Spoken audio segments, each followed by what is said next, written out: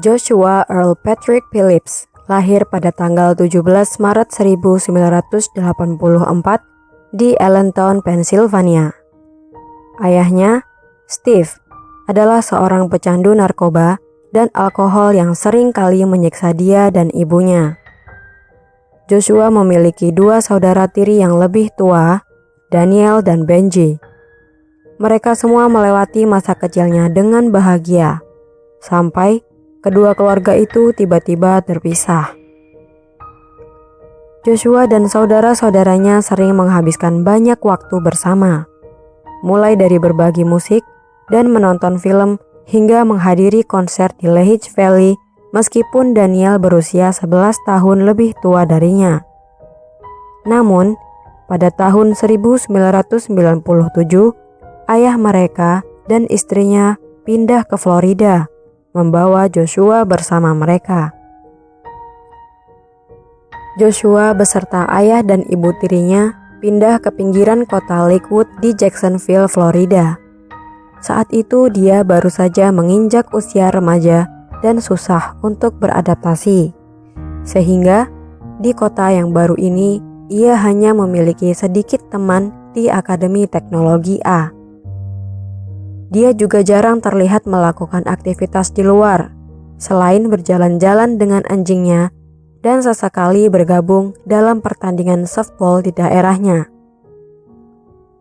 Kedua orang tua Phillips bekerja di bidang komputer, sehingga tempat tinggal yang tenang dengan populasi kurang dari 7.000 penduduk ini merupakan lingkungan yang sangat pas untuk pekerjaan mereka. Namun, bagi Joshua, lingkungan ini justru membuatnya merasa kesepian. Di sekolah, nilainya sangat merosot dengan rata-rata C di setiap mata pelajaran. Hal itu terjadi karena Joshua sering menghabiskan banyak waktu luangnya untuk menonton film porno di rumah. Joshua memiliki satu teman bermain di sana. Ia adalah Maddie Clifton, berusia 8 tahun. Maddie Clifton lahir pada tanggal 17 Juni 1990 di Lakewood. Ia dirawat dan dibesarkan oleh kedua orang tuanya, Steve dan Sheila. Kedua orang tuanya sangat menyayanginya sehingga mereka tidak pernah membiarkan Clifton bermain ataupun berjalan sendirian meskipun itu di siang hari.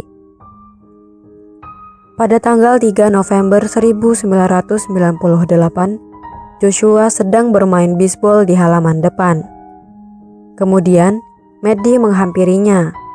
Ia meminta izin untuk ikut bermain. Joshua mengiyakan, lalu mereka bermain bersama. Saat itu, kedua orang tuanya masih bekerja, tetapi kemudian secara tidak sengaja ia memukul mata Maddie dengan bolanya. Dia merasa kesakitan dan menangis dengan keras, sehingga Joshua panik dan memutuskan untuk menyeret Maddie ke dalam rumahnya. Itu ia lakukan karena takut jika ada orang yang mendengar tangisannya. Setelah itu, tanpa berpikir panjang, dia mencekik dan memukul Maddie dengan tongkat pemukul baseball. Dia terus berusaha untuk menghentikan tangisan Maddie dengan perasaan putus asa, karena Joshua sangat takut jika ayahnya segera pulang. Jika ayahnya tahu Joshua yang membuat Maddie menangis, dia pasti akan disiksa habis-habisan. Akhirnya, dia terpaksa mendorong tubuh Maddie yang tidak sadarkan diri ke bawah tempat tidurnya. Sekitar sore hari, Maddie terlihat sadar dan mengeluarkan erangan. Joshua yang tahu itu bergegas memindahkan kasurnya.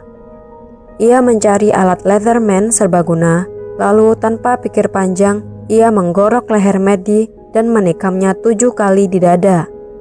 Lalu, ia meletakkan gadis malang itu di depan tempat tidur, lalu ditindis dengan kasur.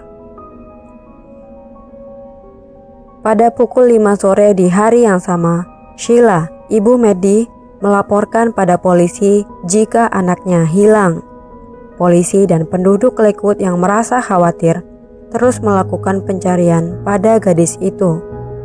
Pencarian dilakukan siang dan malam.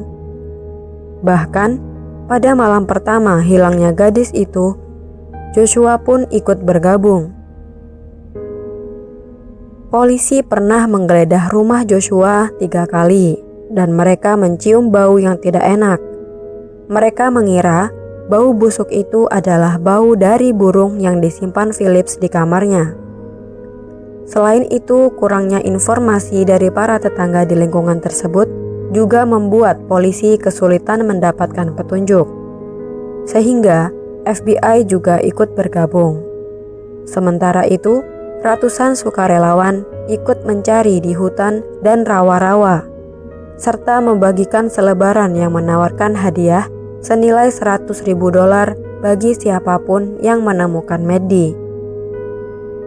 Beberapa waktu kemudian, tepatnya pada Selasa dini hari, tanggal 10 November, Danvi, ibu tiri Joshua, menyadari adanya noda basah yang tidak biasa di lantai kamar tidur putranya dan menemukan kejanggalan.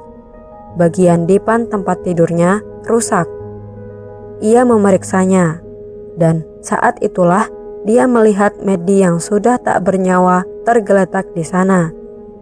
Lalu dengan panik, ia berlari keluar untuk melaporkan pada polisi.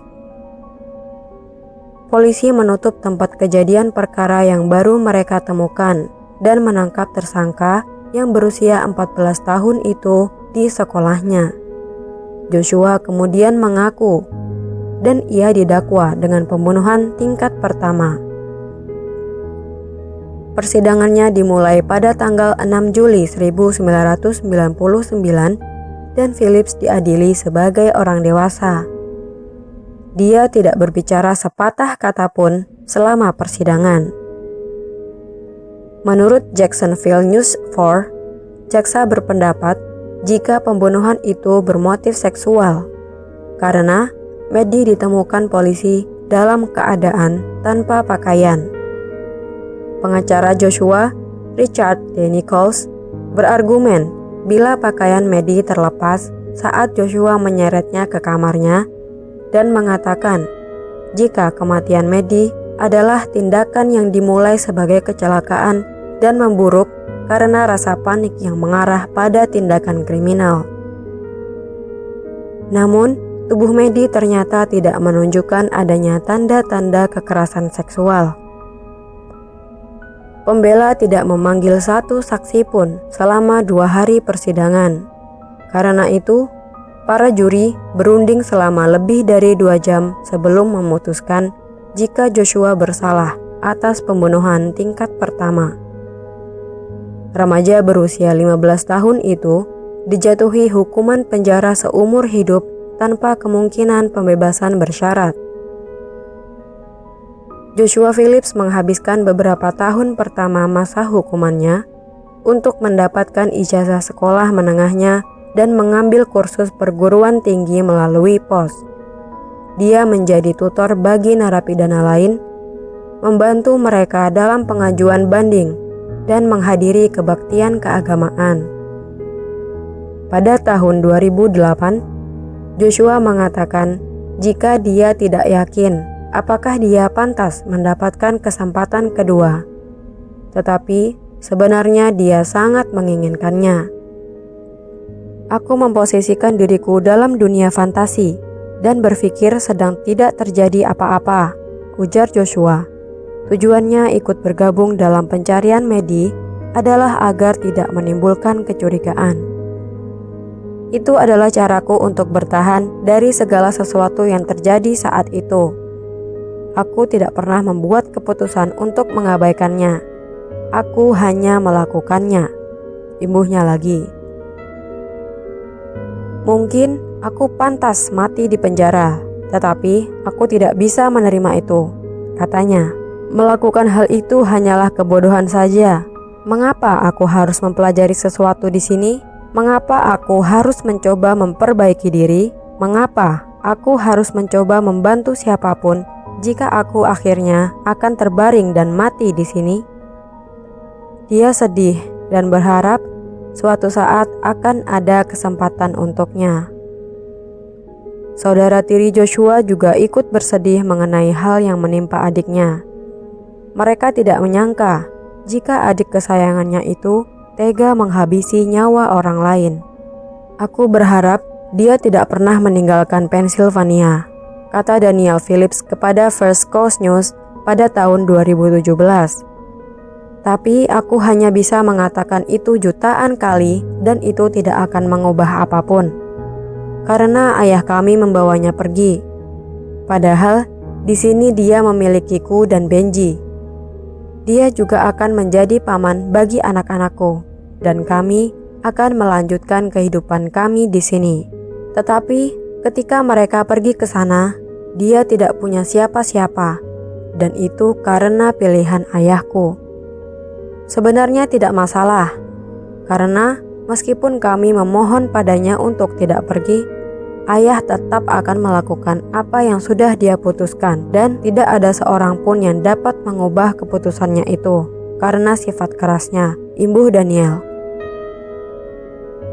Dia berpikir bila saat itu mereka dapat menghentikan ayahnya untuk membawa Joshua pergi, mungkin hal ini tidak akan terjadi. Joshua menolak untuk meminta maaf kepada keluarga Maddie melalui surat. Ia ingin mengatakannya secara langsung di hadapan keluarga Maddie. Tetapi Sheila, ibu Maddie, menolak. Dapat dimengerti bila Sheila menolak tawaran itu dan ia mengatakan jika hukuman seumur hidup untuk pembunuhan putrinya sudah lebih dari adil. Karena ia merasa sangat kecewa atas perlakuannya terhadap putrinya. Pada akhirnya, pengadilan banding setuju dan menguatkan hukuman tersebut.